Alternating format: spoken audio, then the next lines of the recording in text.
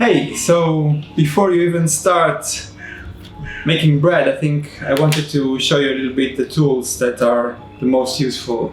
Some of them are essential, some less so, but yeah, we can discuss each one of them and see which one is really crucial. So where should I start? I'll start from the scale, which is quite essential. I measure everything, but I guess at least when you start making bread, you want to be precise and know exactly what's going on. So I think a scale is quite important. When you get really an expert, maybe you can do that without measuring. And especially, I'd use like grams instead of the volume-based measures because it's more precise and more accurate. And then, well, nothing really special that's essential, but that's not a problem, I believe. A large bowl, at least that's what I'm using to make the bread and even need it for most of the time. And I think it's really the best way to do it in a very convenient and easy way. So yeah, a large bowl. Then what else? Then I'll mention this guy that is not essential really, but it's really useful. It's called the Danish whisk, and it's just the whisk for any kind of batter, and it can be really useful for some stages of the preparation when you take some of the starter and you mix it with water and you want to create that kind of liquid part of the starter. This works really great, but this is not essential. You can use a normal whisk or just a spoon. That's gonna be fine. And then what else? Then I guess, well, dough scrapers and dough cutters. This is pretty useful. And I guess you can work around them. It's not gonna be so crucial, but I feel I'm using this quite a lot because you're gonna end up often having dough that sticks to your counter, and it's also useful to shape things up. You'll see that, and it's useful also to actually cut the dough compared to a knife. Maybe a very a good knife might be good enough for that, but still that's pretty useful tools. Then a lamb, this razor, it's well, that's quite important because you will need to score the bread score the loaf just before it goes into the oven, and you need a really sharp blade for that. And so yeah, if you have a very, very sharp knife, it could do, but this is obviously ideal. Just a plain razor blade. What? What about just a plain razor blade? Yeah, or just a plain razor blade if you had but what kind of, Straight razor. do people... That's not a straight razor, it's a safety razor blade. Do people have razor blades? Some people have razor blades. Okay. Maybe suicidal people have razor blades. If you have a really sharp razor blade, like a safety blade, one of those you can actually take out, which would be like one of those here, that's perfectly fine. That's great. Anything. Anyway, just a sharp blade. That's what you need. A brush, not essential really. I'm just using it to brush off the extra flour that ends up on the loaf when I make it. But you can use something else, a towel, paper towel. It's not crucial, really. For this, it's not crucial. And then these guys, the bannetons. So these ones, I would say, they are pretty important. You can work around them. You can use bowls of kind of similar size. These ones are going to be better in terms of how much the dough is sticking to them. They also give a nice look to the loaf, but I feel it's also mostly the way that they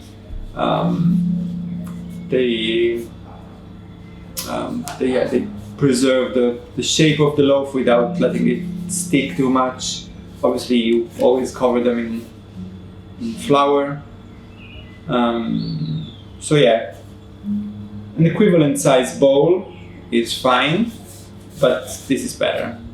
And obviously, I have these two round ones, but you can have them in all kind of shapes. You can have more oval ones or rectangular. But yeah, this is a good thing to have, but you can do without it. And then maybe the most important one, I mean, at least for me, it was a game changer, is a cast iron Dutch oven, which is really good to create the right environment to bake the bread. Because once you put the loaf inside and you cover it after you've heated it up for a long time, so the cast iron is really accumulated a lot of heat, and once you close it with the loaf inside, it will have all the moisture it needs that's actually coming out, evaporating from the loaf itself, to let the dough bake slowly enough and be moist enough so that it can actually have the right oven spring and grow nicely. I thought that was actually mostly for heat. Huh? I thought it was mostly for heat. It's heat and moisture, really. It's the combination. Yeah, so it's the two main reasons are intense heat that this can accumulate, that's released around the loaf in a homogeneous way compared to what you have in your oven, and the moisture, and these two together will create perfect bake. If you don't have anything like that, you don't want to buy it and you don't have it, you can still use the oven. Probably would be better if you have like a pizza stone that also at least has the heat from the bottom, and then probably you want to have a pot with water that you put in the oven to have enough moisture. And probably also a static oven, not a fan one. The oven I have here is with a fan and cannot be turned off, so that's not really good.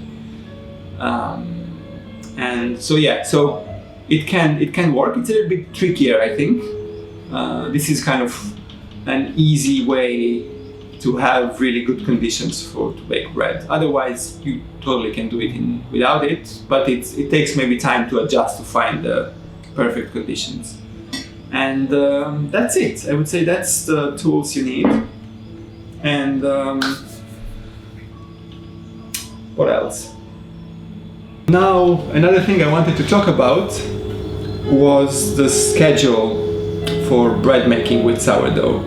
Because sourdough is not as quick acting as the normal commercial yeast, so you need to plan your time when you want to make bread. Now I'm talking about bread, but obviously different preparation will have slightly different timings, but let's say that bread is a good kind of generic one. So normally what I do is I start the preparation of bread on Saturday morning, which means I'm taking the sourdough from the fridge, the starter out of the fridge. I do the initial preparation, refreshment. I leave it there for 6 to 8 hours. Then I work during the afternoon and, well, evening, the various phases of kneading and the various parts of bread making that you can see in the rest of the video. And then I put it inside one of the bannetons and leave it overnight in the fridge. And then in the morning, the next morning I bake it. So I start Saturday morning and I bake Sunday morning. I found it to be the best way to organize the time around it. Now, this precise moment, nobody has really problems with schedule. We're kind of at home, so it's much easier. But in general, you need to know how long does it take to have the final product ready from when you actually take the sourdough starter out of the fridge. So these things can be kind of flexible, can be extended. You can work around them, but you also need to be careful because it's pretty easy to get to an overproofed loaf, which will not produce a good bread, or underproofed loaf if you're not waiting long enough.